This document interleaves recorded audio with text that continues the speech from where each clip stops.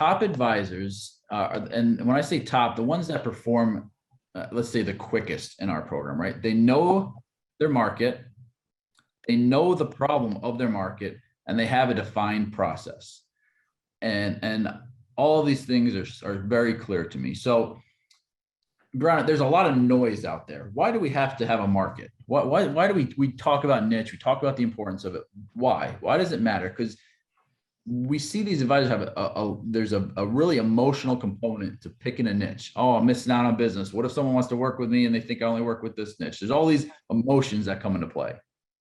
Yeah. So the biggest thing too is that, and I think I like the first thing that stood out to me is like knowing the problem is also really important as well of that niche. Like having a niche is good because it really does make you stand out, because everybody's going after, this kind of the same groups. You tend to find that it's like, well, they make a lot of money. I want to make a lot of money. So let's work together. And in reality, if it's not done in a way that feels relatable and natural, that could be problematic. But the other thing is knowing a problem, and your audience's problem is not that they need retirement planning. There's a deeper thing there that they need, whether that be better retirement planning or tax advantage systems, right? Like creating a deeper level of the problem and really knowing your audience is going to get you much farther than just retirement planning for doctors, right?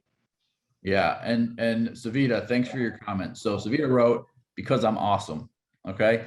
And I know that's a little bit of a joke. I'm sure you're awesome, but that's 100% true. What makes you so unique with your clients, the things that you do, is exactly the differentiators that Brieanna and I are talking about, right? The fact that you're a holistic retirement planner, the fact that you can do estate planning, the fact that you can do a financial plan, you can sell life insurance, annuities.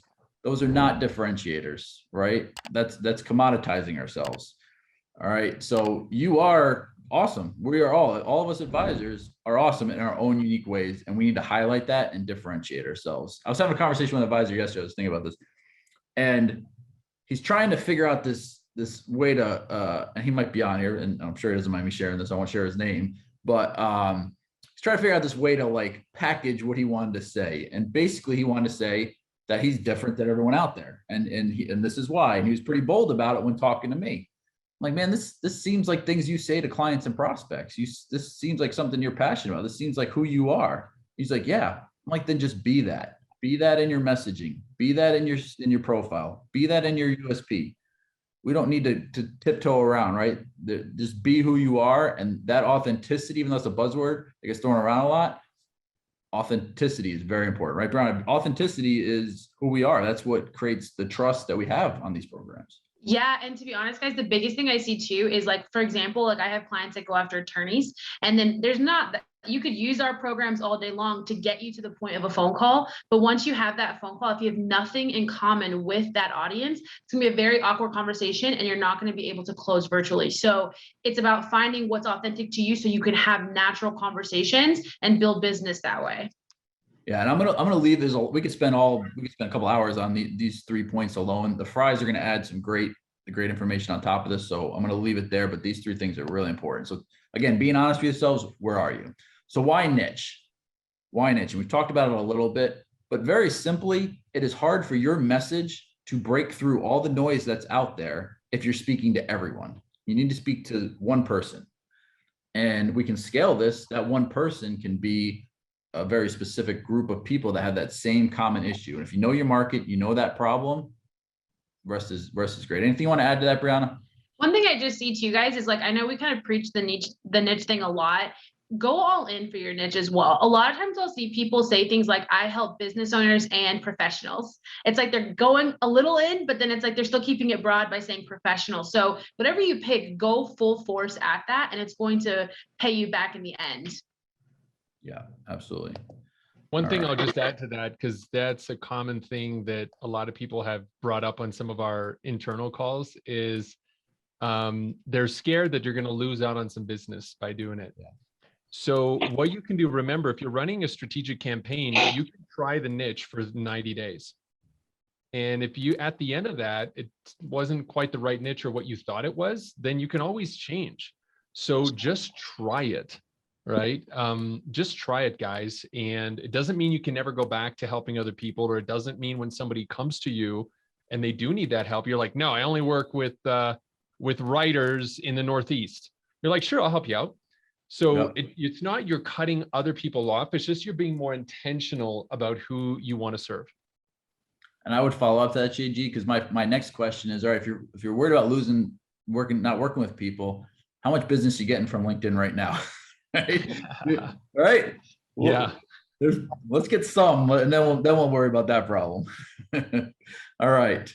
You know, what to keep in mind when choosing your niche. So these are some issues we see. These are problems we see. Don't chase elephants. Brieanna used the example of physicians. Physicians are great niche, but a lot of people have the idea that, oh, they make a lot of money. If I work with them, I'm going to make a lot of money. But if you don't know that market, you don't know the problem, you don't have experience, you're not going to penetrate. You're going to spin your wheels. All right. Why don't you go take the next couple here, Brieanna? Yeah. So sticking with what you know, I always tell people when they have this like hard time of figuring it out, think about yourself outside of your business. What do you enjoy doing? Are you into fitness and health? Do you have hobbies like sports?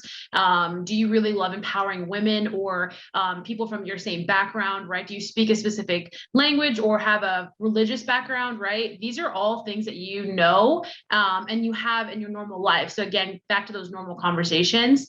The other thing too is to think about what common problem your niche has. So when you're thinking about like the problems that they share, think of it as well on a little bit of a deeper level than just, again, like their problem is they have to plan for the future. Their problem could also be that they have no clarity around retirement planning, or they feel very confused. And what you do is you simplify that process for them and make it easier. Or the problem you solve is that you're a virtual advisor and you're willing to meet with them on their busy schedule whenever is convenient for them. So these are deeper problems that people have as opposed to just financial planning, wealth management, tax, things like that. So thinking a little bit deeper. And then will you focus on a specific industry, job title, subject matter, hobby? One thing I'd also encourage people here to do as well, a lot of times you hear things like titles, such as attorneys, physicians, or even like CEOs. You guys can also be service specific if you're really, really going all for that niche. So for example, we have some shift members who are going after like debt eliminators, and that's what they do. They just brand themselves as this debt elimination. They have specialties within that, but that's another thing too. If you're the IRA guy, be the IRA guy, and that can open the door for other types of conversations because you're solving a problem for that service. So title or service product can be helpful. All right. So this is a great segue. So thank you for that. Is your niche viable? This becomes a really important question.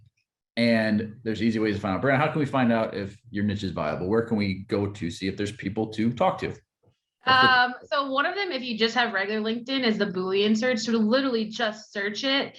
The other option too is Sales Navigator. Sales Navigator is a really, really extensive search engine that will allow you to go in and really find this audience, and you get your first month for free. So there's no excuse as to why you couldn't even just try it out to see if your audience is on LinkedIn. Yeah, and this allows you to search by title, how many years they've been enrolled, how many employees they have. You can look into groups. So like, for example, Christian business owners, there's groups on LinkedIn that you can talk to and market within and get connected within. So all great opportunities inside of there. All right.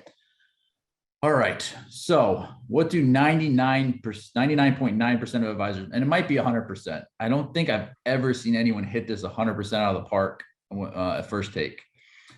There's an emotional component to a USP that compels a prospect to take action, that creates urgency in what they do and what you do, right?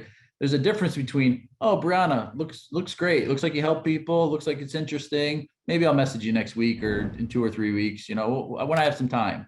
Or, wow, Brieanna, you have answers to questions I have that I didn't know anyone knew, right? How did you know that? I need to know what you know right now, or else I'm going to miss out. That fear of missing out. And that's that emotional piece. And how you do it, you can do it with a question. You can do it with a really well-written USP. We're going to give you the formula in a minute. But that is the biggest thing we see advisors missing. And that's going to be the number one indicator of people taking action to chat with you. Yeah. Right?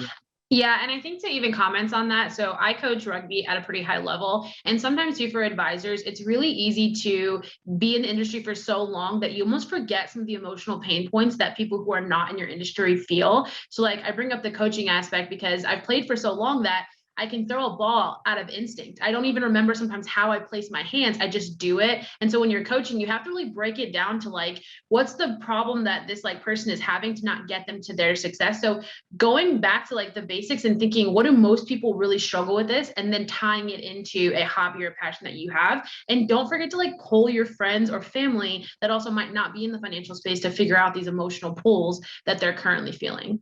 Yeah, it's a great way to get some free kind of advertising or self-promotion. Throw it out on your Facebook, ask your LinkedIn, hey, this is what I'm doing. What do you think? It allows you to promote yourself without that dirty feeling that we might get if we do that. All right. So there's a lot of questions coming in. We'll have some time hopefully at the end here to get to some of them, but just, you know, when we think niche, we tend to think of a profession like doctors, lawyers. You can be a subject matter expert, right? You can focus on hobbies. Michael Keitzis wrote a great, if you just Google Michael Keitzis 6 types of advisor niches, he'll give you the rundown. It doesn't have to be one thing. And that's, again, that differentiation. Who are you? And take that and differentiate yourself from everyone else out there that's doing the same thing. All right. So we talked, you know, timing and urgency here. Urgency is important. I want to get the fries up here. So I'm gonna hold on this real quick. Okay. This is the formula. The target audience, desire they have, the problem that they're working with, and how you fix it, the pain that you're helping them solve. Okay. That pain that they want to avoid, that you're solving that problem, is the urgency component, right? So there's a lot of ways to do this. You can do it with a question, as I already said. You can do it in a lot of different ways. So I'm going to leave this up for a moment, grab that, use that.